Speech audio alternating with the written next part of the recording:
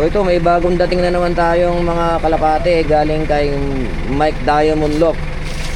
So ito yung kanyang ano, ito yung young bird na nakuha natin. MAL, ibig sabihin, ano yan, Mike Alcantara Lock. PHA 2688828. So yun ang, ito yun, no? Ito. Parang hindi na young bird. Young bird. Young bird. Yun, ang ganda ng, ang laki. Malaki. So ang ganda ng katawan, no? Ang ganda ng ibon, no? Wawawi. Yan, galing kay Mike Diamond Lock. Yan, yung ating, ano, gagawin natin flyer siguro to kasi kung kaya pa. Tanong natin kay ano. Isa. So, ano yun, ibalik mo na ron. Lagay mo na ron. Lagay mo na ron para ano. Nakabukas na yun? Sa itaas na lang. O kung mayroong bakante sa baba eh. Para makapagpahinga.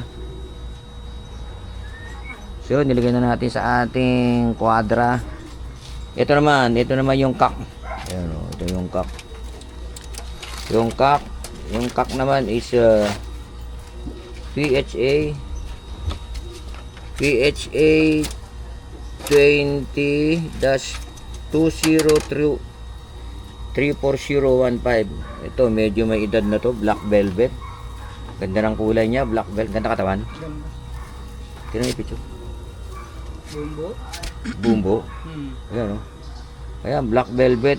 Gawin natin ano to. Gawin natin siyang breeder natin. Ayan o. Ang nakalagay ba rito?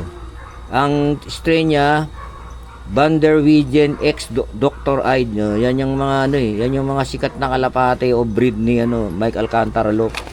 Ito ganun din to eh. Ang strain din nito, Blue Diamond. Yung sa young bird na nakuha, X Slime Herb. Color black check, white flight. Ayan, alam ko ganun din ang lahian niya, yung Banderwegian niya tsaka Dr. Ide. Ayan. So yun, oh, ganda ng kalapate. At ayan si Sir, yung ating ano, ayan oh, ayan sa Mike Diamond Lock, may logo pa siya. Wala bang kasamang t-shirt ito pare? Para meron din. Para meron din kaming ganyan. Ayan oh, ayan oh. So yun, nakakaapat na ibon na tayo kay ano, kay Mike Alcantara Lock. Salamat sa panonood.